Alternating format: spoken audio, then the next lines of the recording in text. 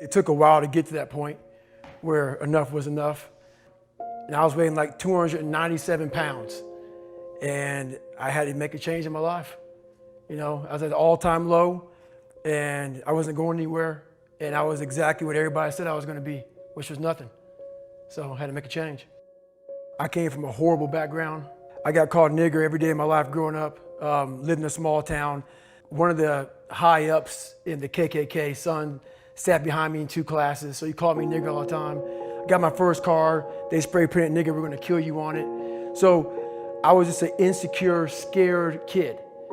And the only way I could find myself was through putting myself through the worst thing possible. Every day, we're seeing who we are as people. When I was growing up, I lied for people to accept me because I didn't accept myself. So I would make up stories so then you would accept me into your world. I would, everything I did was for someone else to like me. And the feeling I had every morning, I looked in the mirror, was horrible. And I didn't want to feel like that anymore. And how I felt was a kid going nowhere, a kid that was scared. And most kids will accept that and look for help. But the best thing that happened to me, no one helped me. No one felt sorry for me. I had to figure out I wasn't going to be a punk kid all my life. So the only way I could turn it around was to suffer.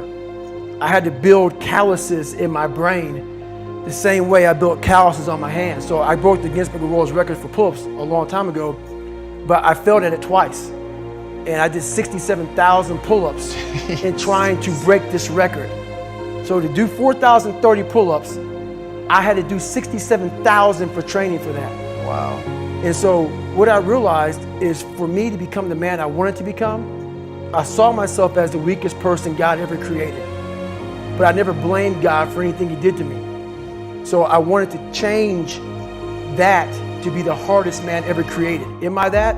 I don't know, but you had to have a goal. And my goal when I was sitting there, not going to school, being bullied, having no self-esteem, my goal was the only person that's gonna turn this person around is me. And the only way I can turn it around is put myself through the worst things possible a human being can ever endure.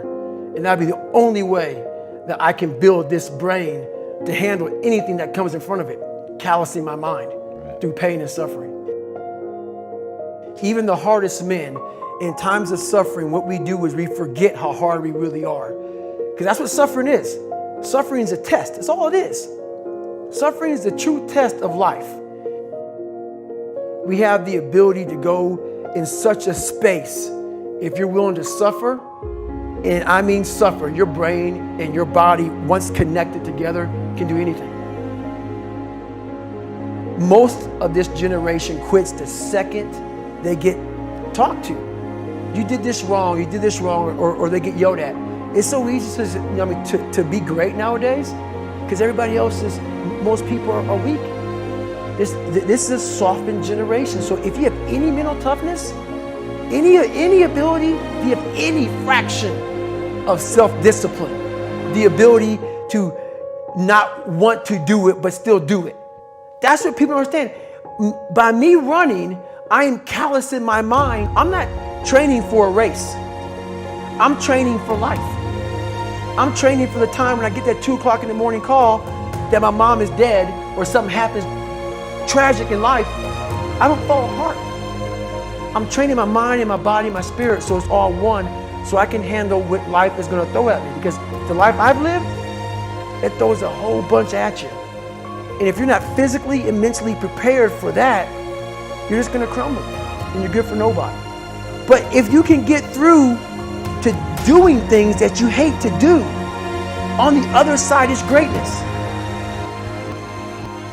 In the end, what would your advice be to that 16-year-old kid who's staring in the mirror, does not like what he sees, but is still running from adversity? Well, my biggest advice to him is that, first of all, he won't like what I say to him.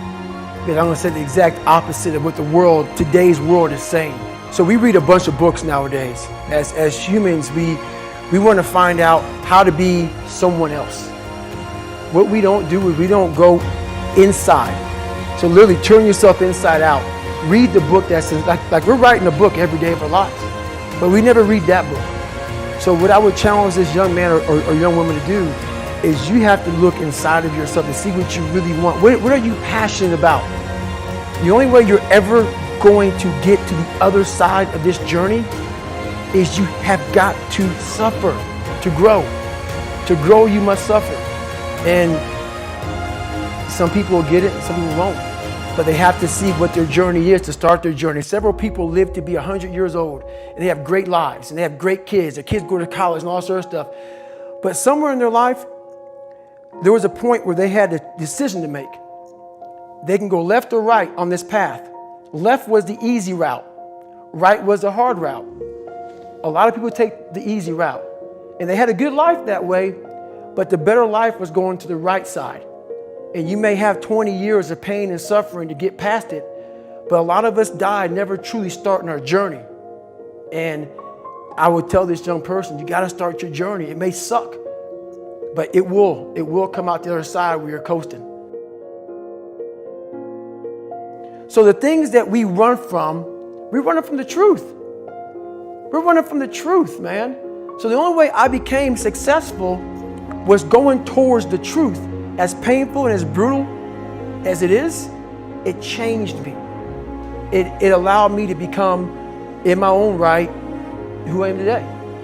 We tap dance around the truth by finding the right words so I don't hurt you because you have thin skin.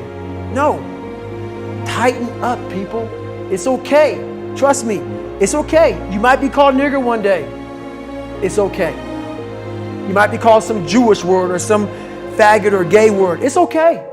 Let them call you that. What are you going to do now? They don't own your life. How are you going to control that now? How are you going to flip it upside down and say, Roger that, now I'm going to harness this shit and you'll read about me years from now? How? That's the question. How are you going to do that? Thicken your skin. Become more of a human being. Don't be afraid of the reflection in the mirror, because that's all you can be afraid of. Once you overcome the reflection in the mirror, you've done it. If you can, for the rest of your life, live inside of yourself. Stop listening to people who are calling you fat, gay, nigger. Everything that is makes no sense. All these insecure people putting their insecurities on you, you gotta flush it out. You gotta just be whoever the hell God or whatever the hell you believe in. If you believe in nothing but yourself, I don't care what it is. You got to take everything and throw it away. You have to believe in one thing, and that is yourself. And I'm not saying don't believe in God or what you believe in, but right now, for you to find greatness in yourself, you're not going to find it by looking in a book or by even hearing me. I may give you the spark, but you've got to go inside yourself to find it. And that means you got to be quiet. Shut the fuck up, go in a room, stop talking, search your soul, search your mind, search your abilities, and you'll find it. But if you're not looking for it, you won't find it. So you got to go start your journey. And the journey starts with you finding, why the hell am I here on this planet Earth? Why am I here? And if you don't know that, you will live the rest of your life searching, always asking the question, why?